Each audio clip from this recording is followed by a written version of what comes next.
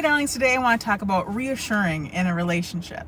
So this has been on my mind because sometimes I find I'm in situations where people have like the exact right thing to say and the exact right energy, and I feel so uplifted. And then other times people say things that's not the most helpful.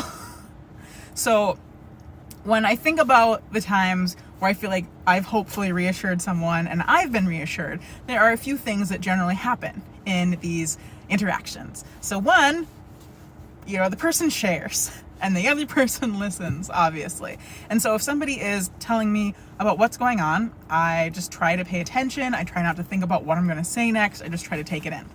And then next, I try to think, how would I feel if I was in their situation? And if I was them, because we're all going to react differently. And so then I will say, oh, I feel like that would feel very blank, like invalidating, or that I would feel really frustrated in that situation, or whatever. And then that gives them a chance to, one, feel heard, but two, to correct. So if that's actually not how they feel, they can say, oh, no, actually, I'm feeling really frightened about this situation, or ambivalent, or whatever it is. And then you can kind of get more clarity and get a little bit deeper into it.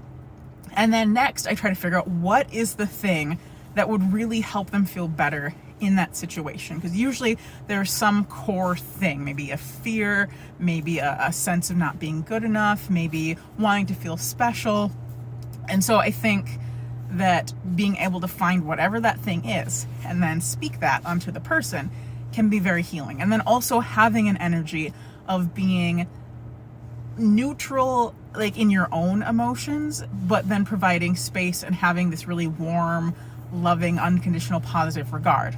Because I know the times when I felt the most reassured, that energy came with it. Just this beautiful kindness, this warmth, this just being there and not being judgmental.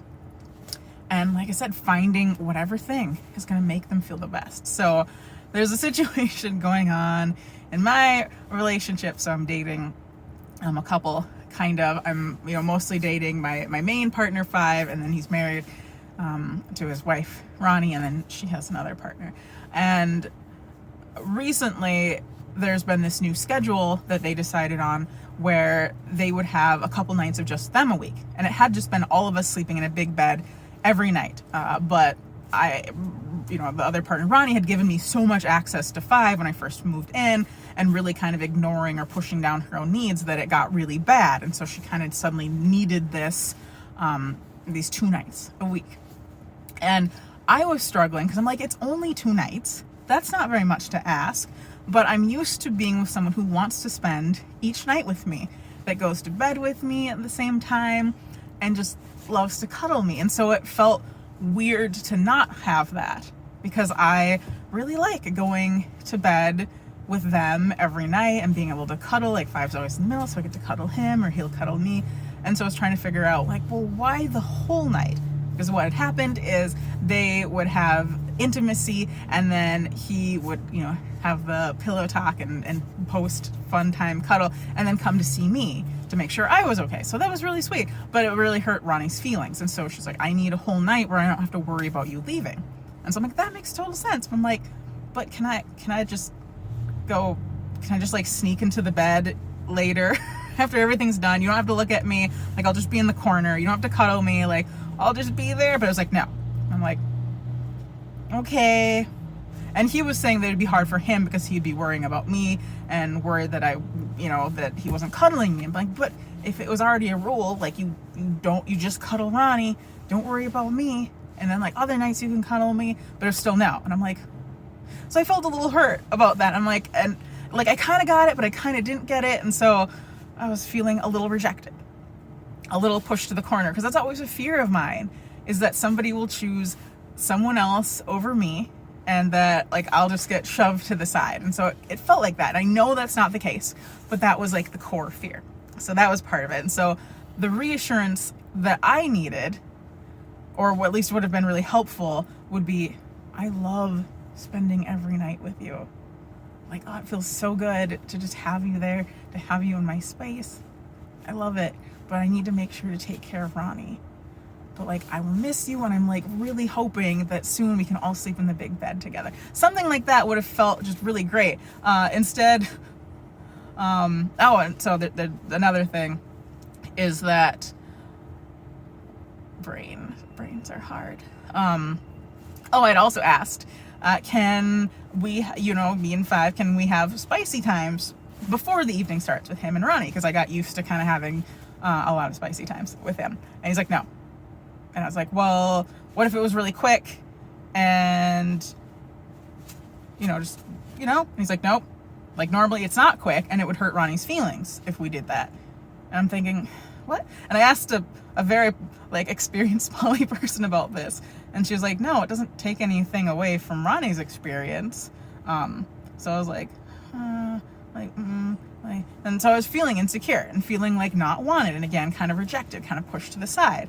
And what my heart really wanted to hear was like I would love to, I crave you, like it's so amazing with you, like I really really want to do that, but we need to make sure to take care of Ronnie, or something like that. Instead I got I would love to sleep with both of you every night.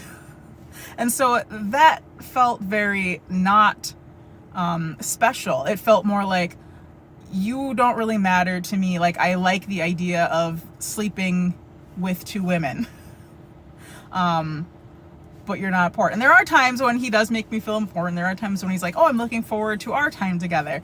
But then there's stuff like this that just really stick in my brain. And so I'm like, oh, that kind of hurts. That doesn't feel good. I was talking to other friends, and one was like, yeah, no, you don't do that. Like even with your kids, if you're hanging out with one and one eats super, super well, and you're like, whoa, good job. You did such an amazing job eating your dinner. Also, your sister is really great at eating her dinner too. Like it has nothing to do with that. So I was like, oh, my heart. And then there was like not that warm, beautiful kind of energy. It was like frustration. And I was like, well, I'm sorry. Like, I shouldn't talk about, I don't know. And I was like, oh, I'm feeling frustrated because I don't have the tools like Ronnie does to help you feel better. And I wanted to be like, but I don't need any fancy tools, because Ronnie's like a yoga teacher and energy healer and everything like that. I'm like, I don't need any of that. Most of the things she says do not help in the slightest. Usually I just feel dumb and unenlightened. But I'm like, no, I just want the reassurance that I'm special. And then not getting it makes me feel even more not special, because I'm like, if it's not being given, then it's probably not true. So then maybe I'm not special and not really wanted in that way, or I'm only wanted because of the sexy idea of I get to sleep with two women. Woo!